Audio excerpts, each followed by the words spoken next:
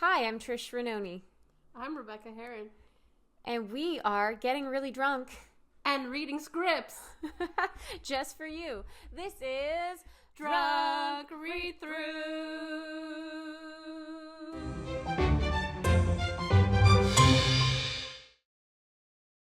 On this episode of Drunk Read-Throughs, our season finale of Season 2, we have Alex McCauley, an actor, writer, director, dancer, all the things. She also hosts the podcast Dorks in Distress. Check it out. And Jimmy Chivarelli, a filmmaker, amongst many other things. A walker. He walks everywhere.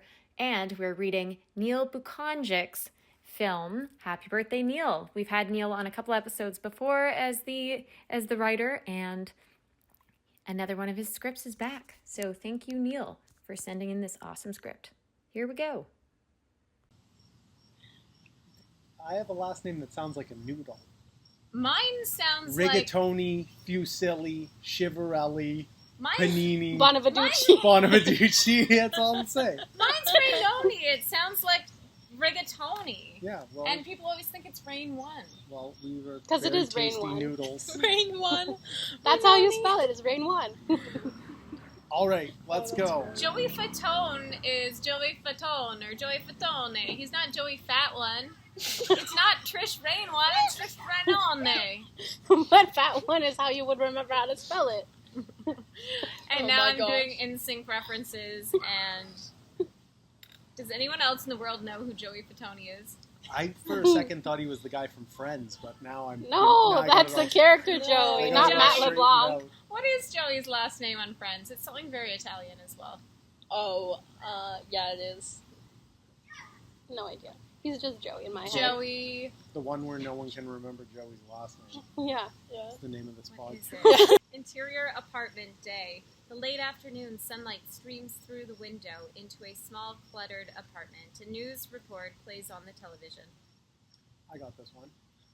A recap of our top story. Officials announced today that they are confident the remaining infected zone will be brought under control and sterilized by week's end. Kitchen. Ben, 26, stands in front of an open pantry door. An assortment of generic-looking canned goods line the shelves. He blankly scans the labels. Baked beans, tomato paste. It may be premature to state this, but it looks like we've made it through one of the most surreal and horrific events in recent memory. We'll be right back. Wax beans, cream of turnip. Ew. Green beans. Well, most business owners boarded up with windows and hid under their beds. Kidney beans, navy beans. Ben dejectedly closes the pantry door and hangs his head. I can't eat this shit anymore. I need a break. We at the Pita Pit continue to provide our patrons with the fresh goodness they've come to love and expect. Ben turns his head towards the sound of the TV. He makes his way to the living room. Yes, that's right. We're open and ready to serve you a pita made with fresh ingredients, painstakingly transported in just for you, the Pita Pit. Ben stands before the TV watching the commercial, catching the final moments of the commercial. Images of freshly cut vegetables and assorted meats fill the screen. He is transfixed. Suddenly, he purposefully marches to the kitchen. Ben opens a cupboard and removes a coffee can from the shelf. He removes the lid, digs his hand into the can, and removes a large handful of cash. He hastily sorts through the money and stuffs it deeply into his pocket. Apartment door. Ben throws a backpack over his shoulder, then reaches for a baseball hat that is leaning against the wall by the door. He grips the bat firmly and familiarly.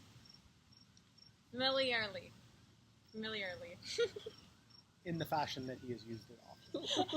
Why can I not say that word? He has used it often. He glances through the peephole before cautiously unlocking the door. The sound of the deadbolt releasing is deafening. He pauses. Ben peeks through the peephole again. Satisfied, he slowly opens the door and then cautiously exits. Exterior sight of apartment door. Ben locks the apartment door and turns to make his way back down the staircase. The staircase below is black. Shit. He tries the light switch on the wall several times. The blackness remains unchanged. Ben sighs heavily and then begins to take slow, deliberate steps into the darkness. The descent has been uneventful, but by his estimation, there are probably only 2 or 3 more steps before he reaches the heavy exterior door of the apartment building. Suddenly a piercing screech fills the staircase. Ben's blood runs cold, and he instinctively swaps the bat wildly into the blackness. Something hurries past his feet. He's disoriented for a second, then rushes the remaining steps and opens the exterior door. Daylight floods the staircase. As Ben's eyes adjust to the sunlight, he finally makes out the shape of a frazzled-looking cat perched a half-dozen steps up the staircase. Kramer, how in the hell did you get out here? Damn cat. Cut to, the apartment door opens, and a cat is tossed into the apartment. The door is quickly closed behind it, and the exterior apartment door opens as Ben exits the building. Exterior apartment day. Ben looks about the immediate vicinity, baseball bat at the ready as he walks towards a black SUV. All seems quiet. He peeks into the back windows of the SUV as he walks around it. He unlocks the driver's door, takes one more look around, and then climbs into the vehicle and closes the door, locking it behind him. The SUV roars to life. Ben puts the vehicle into reverse and backs onto the street.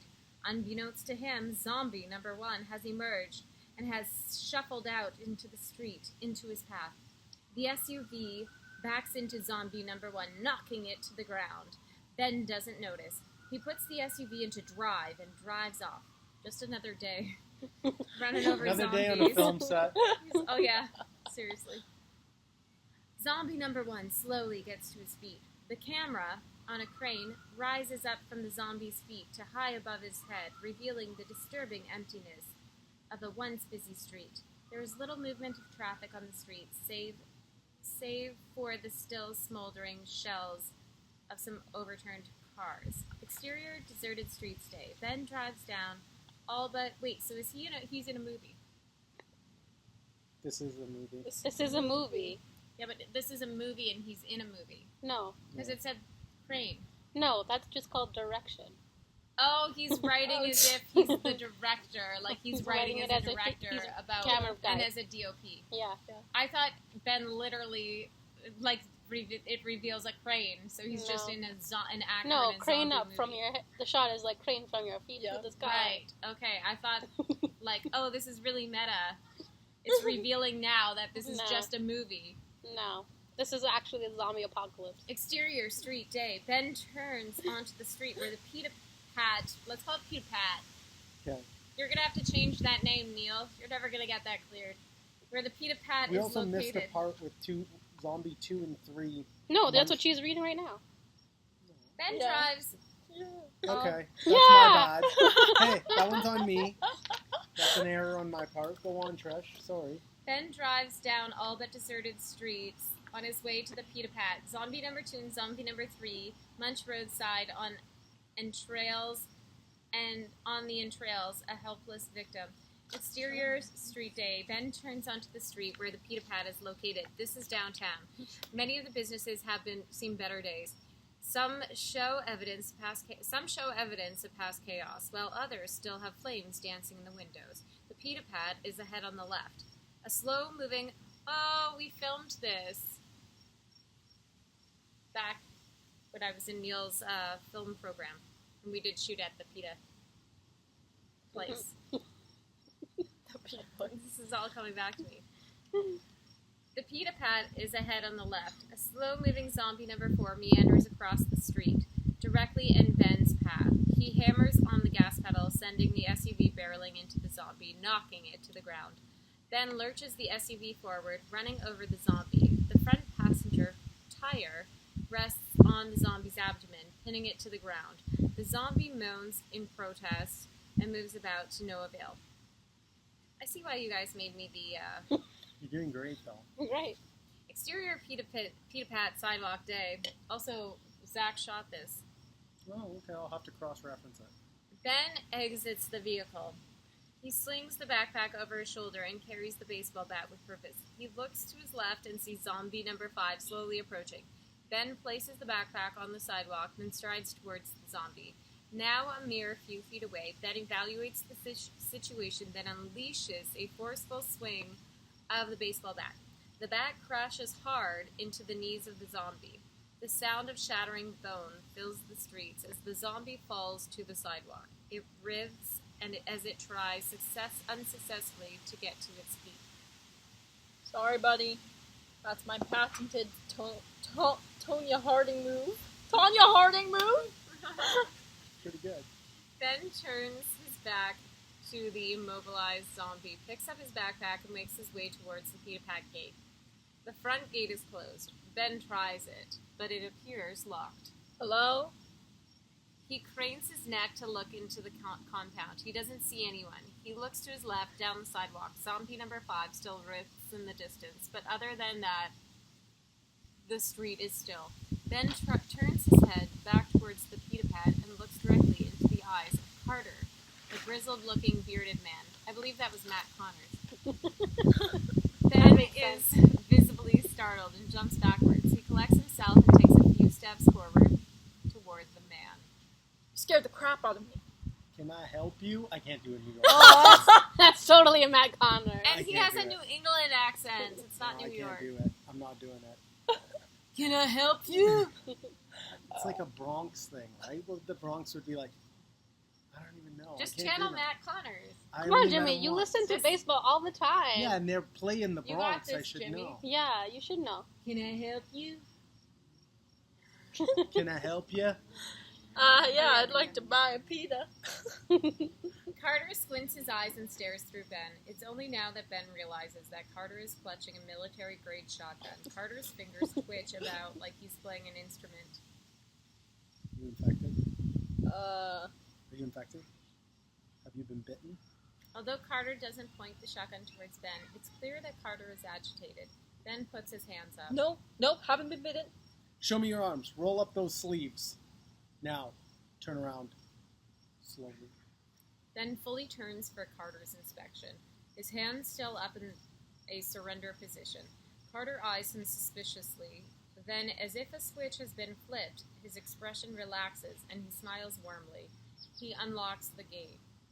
Come on in. Sorry about that. Can't be too sure these days. Exterior courtyard day. Ben walks through the gate and Carter locks the gate behind them. They turn and walk through a courtyard towards the restaurant. Carter extends a hand to Ben.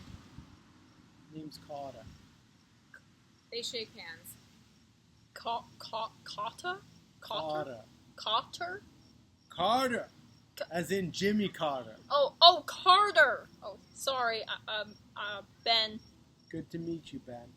It's a nice bat. I prefer the gun. How many of them have you killed with that thing? Ben looks at the bat he clutches in his hand.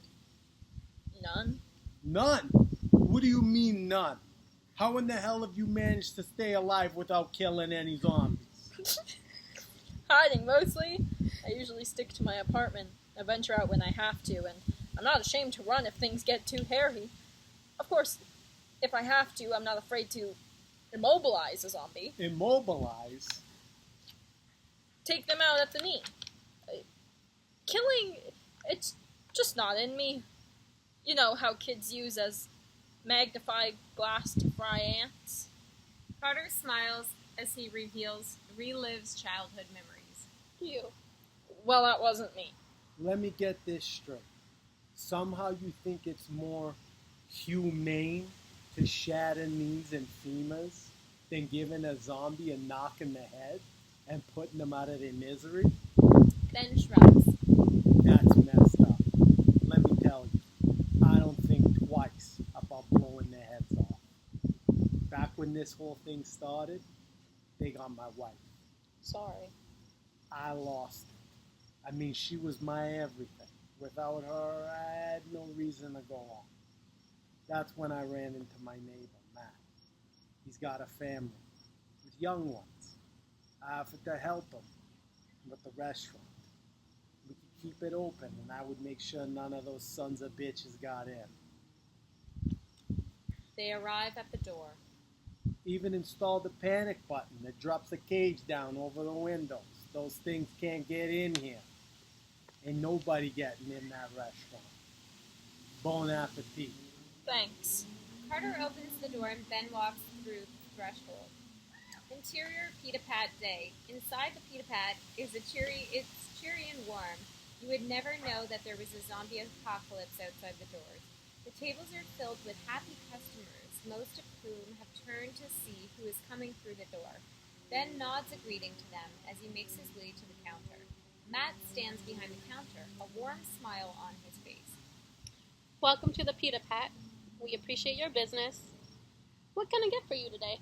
Ben looks at the menu board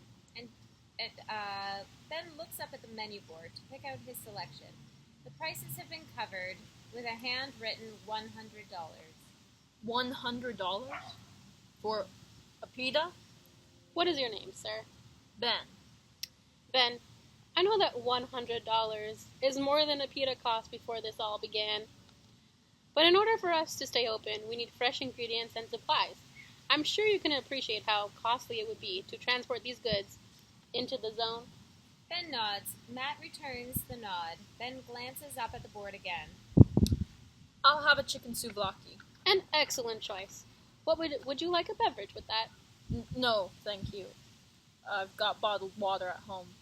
Oh, this is to go. Yes, I prefer to eat at home. Of course. Matt announces to a pretty girl in uniform that Ben would like a chicken souvlaki. She smiles and begins to prepare the pita.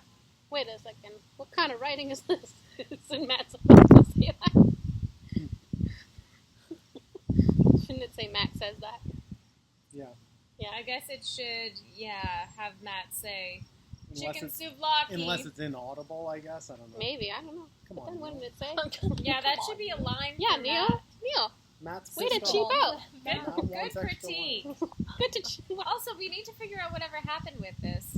Because I know he We're filmed gonna have to this. go sleuthing now. Yeah, we're going to have to figure out what happened. I'm sure there's a story. Or it's out there somewhere. We just Yeah. have to find it. We'll ask Zach. Yeah. Good after. Zach can tell us. Try Yeah. it. I believe it's Ben. Ben. Oh, it's me. I just finally reached the tipping point. Couldn't bring myself to have another meal of canned goods. I mean, why do they even call them canned goods? They're not good. They're mediocre at best. This is really witty. That's true. Hey, There's the a lot of joke's good supposed to fall dialogue. flat. What? The When joke next falls time you flat. laugh at it, it's supposed to fall Oh, flat. I hadn't read ahead. We don't read these things ahead. The joke falls flat. I mean, I technically worked on this like 8 years ago, but I don't even know what I did. Like, I think I was just there hanging out because I don't even remember any of this. I remember some of it, but I don't know enough about this. Like, it's concerning how little I know about this, having had worked on it. The joke falls flat, but the girl manages a smile in response. The pita is completed, wrapped and bagged. Matt smiles sheepishly. $100, Ben. Ben digs into his pocket and pulls out a wad of cash. He sorts out the money and hands over a small stack of bills. Thank you. Matt counts the cash and puts it in the open cash register. Ben takes the pita from the counter and puts it in his backpack. He then puts his backpack on. Receipt. Ben thinks for a moment. Yeah, you don't mind. Here you are. Have a great day, Ben. Thank you for your patronage. Ben smiles and makes his way across the restaurant to the door. He turns back and takes in the surroundings once more. Several of the happy customers meet his gaze. Satisfied, he turns around to the glass door and once again is met with Carter's grizzled face inches away. Ben tumbles backwards before composing himself and walking out the door. Exterior courtyard day. Sorry about that. I couldn't help myself. You finished already? Damn! You must have been starving. No, I got to go. Ben begins to walk across the courtyard to the gate. Really? How come? Ben looks to be uncomfortable with the topic.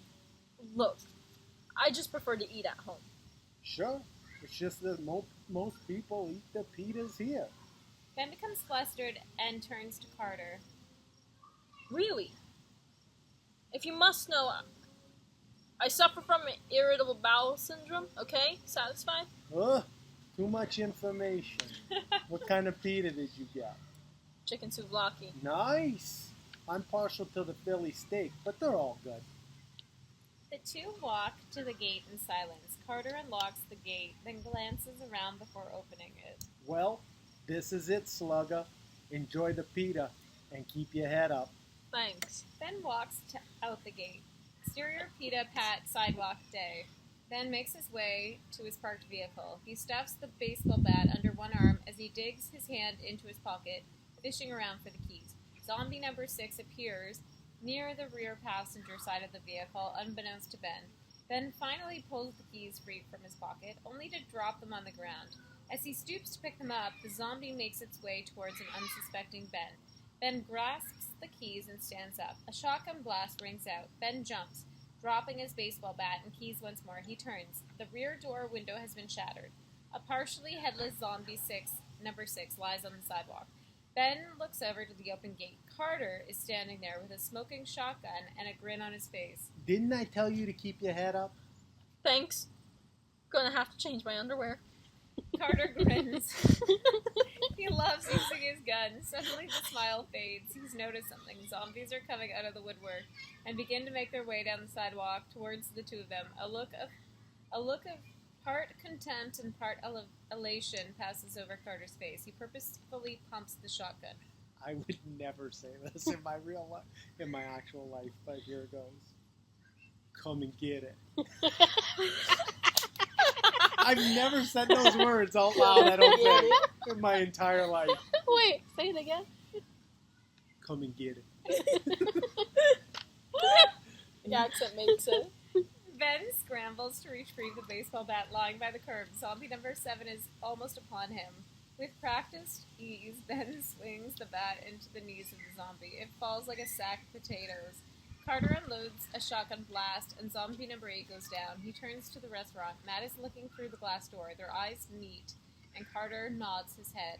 Matt nods back, and a moment later a cage descends over the windows. More zombies are upon Ben, and he does a fluid martial arts dance-like move, taking out zombie number 9 and zombie number 10 with ease. Ben seems proud of the move, but then zombie number 9 begins to get up again. Ben takes another swing at its back. Satisfied, Ben poses for an additional second. POV, Carter's POV, staring down the shotgun. Carter aims the shotgun. Zombie number 11 is in his sights. Boom! Down goes another zombie. He pumps the shotgun and swings it in another direction. Zombie number 12 in his sights. Boom! Down goes another zombie. He pumps the shotgun and swings it in another direction. Zombie number 13 is in his sights. Boom! Down goes another zombie. He pumps the shotgun and swings it in another direction. The gun comes to rest. In his sights is a 6-year-old zombie girl. Oh, man. She stares up at Carter. There is sadness, not a hunger. There is a sadness, not a hunger in her eyes. The shotgun is still firmly aimed at the girl. We see in Carter's eyes that his mind is spinning, evaluating a moral dilemma. They stare into each other's eyes. Carter lowers the weapon. He manages a weak smile. He has to admit, even for a zombie, she's a cute kid. Suddenly from behind, zombie dad sinks his teeth into Carter's neck. Oh. Carter unleashes a scream, and then the zombie maintains, and then the zombie, where am I?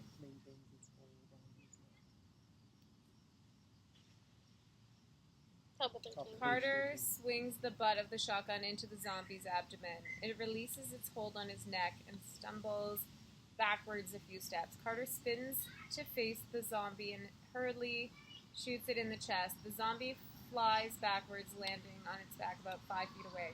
Wait, isn't that something that only happens in movies when you shoot someone, that they fly backwards? Yeah. Like that wouldn't actually happen? Mm-hmm. Yeah. Neil. Do your research.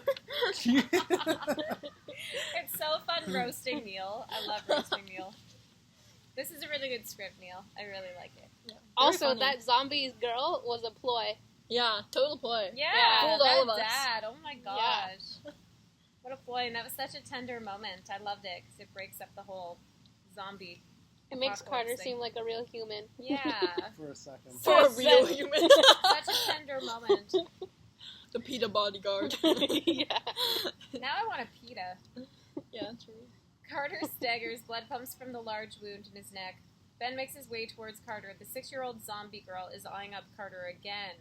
Ben scoops up the girl and hangs her from her shirt collar on the wrought iron fence. She harmlessly makes biting motions as she dangles from the fence.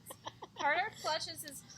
I can imagine that this. would be to hang a kid from a fence? That No, is a stunt. I could literally We see need a this green happening screen right for now. this. No, it's non-union though. It's non-union. Go Get back up. Stephanie Hawkins on the phone. It's non-union. You don't need a Stephanie Hawkins. Stephanie's awesome. She's a really great stunt She's awesome, coordinator. but in non-union land, you don't need a Stephanie. Well, you always need a Stephanie, but... No, you just need But you parental can't afford her permission. in a non-union world. Yeah, afford you. exactly. Sorry, Stephanie. This film cannot afford you. Carter clutches his neck as blood streams between it. Oh, wait. So she bites. Okay, so she's biting from She's the biting. thing. Yeah, Okay, Carter clutches his neck as blood streams between he's his infected fingers. now. Zombie dad begins to get up from the sidewalk. Suddenly, a baseball bat comes crashing down on its head, splitting it open like a watermelon. Wow, Ben. Ben stands clutching a bloodied baseball bat. He's breathing heavily, eyes wide from adrenaline and anger. He turns to Carter, who looks pale and woozy. You'd better get out of here, because if I turn into one of them, I'm gonna be pissed. Your Matt Connors impression has gotten better. Right? Yeah. I warmed up. Yeah, it's all the alcohols. Ben doesn't have much time to react. Of course, Carter is right. Not to mention, there are even more zombies approaching them both. I'll see you on the other side. Carter manages a nod, then begins to walk towards Ben's vehicle. Ben is a man possessed now that he has registered his first kill. Ben is a man possessed now that he has registered his first kill. His reservations vanished. He swings the bat with grit and determination, knocking zombies in the head like they were piñatas. Carter has backed himself up against the rear of Ben's vehicle. As a pack of zombies approach, he slides down to the ground. Come on, you sons of bitches. Carter, Dinner time. Don't walk over my line. Sorry, go back. Wow, Let's Jimmy go has back. starred in one short film, and now look at him. Look He's a at that. Diva. Come on, you sons of bitches. Dinner time. Carter's yelling seems to have attracted more attention. He manages to get a few shots off, but struggles with pumping the gun, as he is still clutching the large wound in his neck. Run, Ben. Ben looks over at the near-dead Carter. There are a dozen or more zombies upon him. The two of them make eye contact. Run. Carter reveals a grenade. Ben's eyes grow large as he begins to understand. He runs. Carter smiles as he pulls the pin to release the handle. They converge on him. Motherfuck. The blast cuts him off. The vehicle, Carter, and the zombie horde are enveloped by the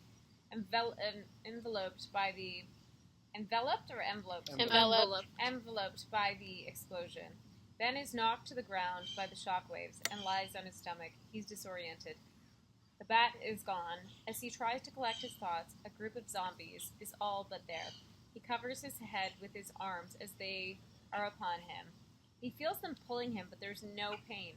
Perhaps he's in shock and this will end without pain? Moments pass. He peeks from under his arms, which still cover his head. The zombies are no longer upon him. Ben slowly sits up. About 15 feet away, a group of zombies swarm and claw at a thieving zombie who holds something high above his head. It's a pita. The zombie is holding a pita. It alternates taking a bite, then holding it high again, just out of the reach of the others. What the? Ben instinctively reaches into his back for his backpack. It's not there. He looks about to find it strewn between him. It's unzipped. No. He hurriedly rifles through the bag. His pita is gone. Oh, come on. Are you kidding me? Ben is torn. Get his pita back or escape while they're distracted. The zombies still clamor for the pita. Logic prevails, and Ben begrudgingly walks off in the opposite direction, towards the camera. He stops. I paid $100 for that thing. $100 saved your life, dude. Cut to the pita thieving zombie chews his latest bite from the pita. Suddenly, his eyes grow wide. Ben flies through the air over top of the clamoring zombies. Baseball bat poised high above his head, ready to crash down on a thieving zombie. Smash to black. Was the thieving zombie Carter? This is the real question. These are the things. Dun dun dun. Way to go, Neil. Ooh, Neil. Cheers, Neil. Cheers to Neil. Cheers to Neil, the Neil. real deal. Yeah. Great writing, Neil. Pour one out for the zombies. No, That you didn't pour make it. out alcohol. Why would you? Why would you Hey, waste you gotta alcohol? pour out a little for the dearly departed. No. They're not gonna get They're it. Why would you do zombies. Just that? a little bit. You have to. It's a thing. It's respect. It's an Italian thing. No, it's just that I think it's a thug thing, actually. But yeah. Wow, you Same really thing. got into the part there, Jimmy. Hey, That's living that thug life. I just, you know what? Method acting comes naturally. Matt Connors. Matt Connors. Yeah. I hope that I did Matt Connors proud. Probably not. I felt a little more comfortable as we got into it. Good time. Good time. Thanks Good for times. having Good me. times. Weather was much nicer than when we recorded mine when it started raining halfway through. So Ooh, thanks to Neil and thanks to our two guests, Yes. That's right. thank you. Alex McCauley and Jimmy Chivarelli. The one and only Alex McCauley. Yeah. Artists, filmmakers, actors. You're an actor now too. I guess. I Yeah. am. Yeah, Can't Jimmy. deny it. Yeah. You are now. Yeah, you act in your own. Well, you were talking about that on the podcast with Alex about like sometimes a director or producer or whatever has to create a role for themselves, Yeah, that's Right. what I did. which Yeah. is what Yeah. I ended up doing essentially when I couldn't. I Find had- somebody. Well, I had no intention on playing it myself, but then when I couldn't find anyone, I had to. Yours is like the opposite. You created a role and couldn't fill it, so Couldn't. cast yourself. Everyone else who wants The to opposite. actually act, we're Yeah. like creating roles I for had no ourselves interest in because it. we want to act. Yeah. This is the way it goes in Sault Ste. Marie, I guess. Thank you, girls. Yeah, thanks Thank for being here. you. Where can people find you? Alex.Macaulay on Instagram and I think Twitter, and then just Alexandria Macaulay on Facebook and all that jazz. And then Dorks in Distress, your Dorks podcast. in Distress, and then Alaz Entertainment. Awesome for all the updates on your theater productions Yeah. and your Fringe show, Yes. which may become a series. Yeah. And Jimmy. Pilgrim Street.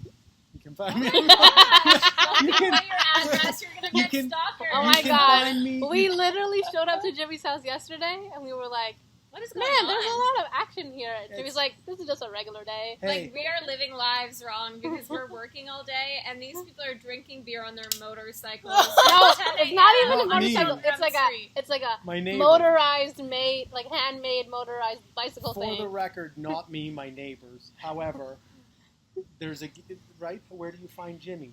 You find him walking in the middle around of town. the action. Mhm. You find him walking. It's around true. town. You find But- him walking in the Sioux. You're listening to Drunk Read-Throughs. Drunk Read-Throughs. Drunk Read-Throughs. Okay, bye.